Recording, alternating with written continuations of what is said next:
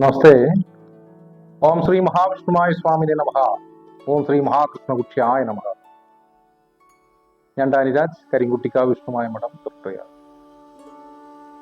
പല വ്യക്തികളും നമ്മളെ വിളിച്ച് പറയാറുണ്ട്, എന്ത് ജോലി ചെയ്തിട്ടും എന്തൊക്കെ ചെയ്തിട്ടും ജീവിതത്തിൽ രക്ഷപ്പെടണില്ല. എനിക്ക് വയസ്സ് 40 ആയിരിക്കണു, ഞാൻ ഇതുവരെ ഒരുപാട് കർമ്മ മേഖലകളിൽ കർമ്മം ചെയ്തു, എനിക്ക് ഫലസിദ്ധി ഒന്നും കിട്ടിയില്ല, ഞാൻ എപ്പോഴും കടബാധ്യതയിലാണ്. പല കാരണങ്ങൾ കൊണ്ട് അങ്ങനെ വന്ന് സംഭവിക്കാം, പല രീതിയിലുള്ള കാരണങ്ങൾ കൊണ്ട് വന്ന് സംഭവിക്കാം. ഒന്ന്, ഒരു ജോലിയിൽ തന്നെ തുടർ ശ്രമം നടത്താത്തത് കൊണ്ടായിരിക്കാം. ചിലപ്പോൾ അദ്ദേഹത്തിന്റെ മഠപതി പരദേവതാ സ്ഥാനത്ത് പ്രീതി ഇല്ലാഞ്ഞിട്ടാകാം. ഇനി അദ്ദേഹത്തിന്റെ മനസ്സിന്റെ ബലക്കുറവ് കൊണ്ടായിരിക്കാം.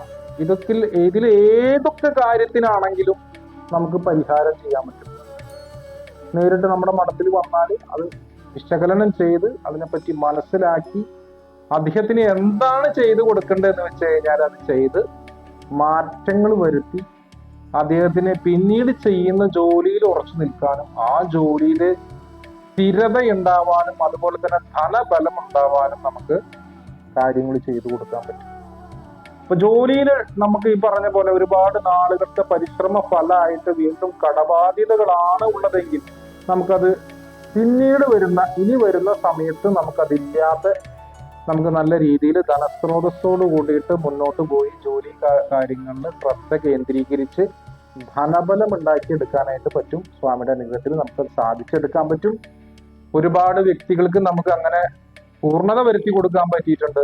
ജോലിയിലൊക്കെ ഒരുപാട് നാട് നടന്ന് അലഞ്ഞ് ജോലിന് പൂർണ്ണത ഇല്ലാണ്ട് അവസാനിപ്പിച്ച് വർഷങ്ങളോളം വീട്ടിലിരുന്ന വ്യക്തികൾക്കും നമുക്ക് ജോലിയിൽ കയറ്റി കൊടുക്കാൻ പറ്റിയിട്ടുണ്ട്.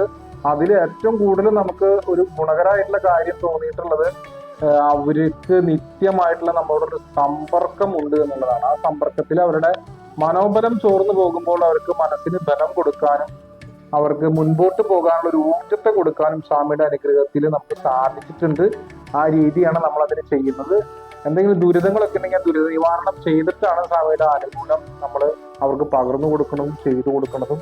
അപ്പൊ സ്വാമിയുടെ അനുഗ്രഹത്തിൽ നമുക്ക് ഒരുപാട് കാര്യങ്ങൾ ഈ പറഞ്ഞ അവസ്ഥകളിൽ നിന്നൊക്കെ മാറ്റം വരാൻ നമുക്ക് പൂജാതി കർമ്മങ്ങളിലൂടെ സാധിപ്പിച്ചെടുക്കാൻ പറ്റും. സ്വാമിയുടെ അനുഗ്രഹത്തിൽ നമുക്ക് നല്ലൊരു കുടുംബജീവിതം നയിക്കാൻ, ധനബലം ഉണ്ടെങ്കിൽ കുടുംബജീവിതം നയിക്കാനായിട്ട് സ്വാമിയുടെ അനുഗ്രഹത്തിൽ കഴിയട്ടെ എന്ന് പ്രാർത്ഥിച്ചുകൊണ്ട് നമസ്തേ.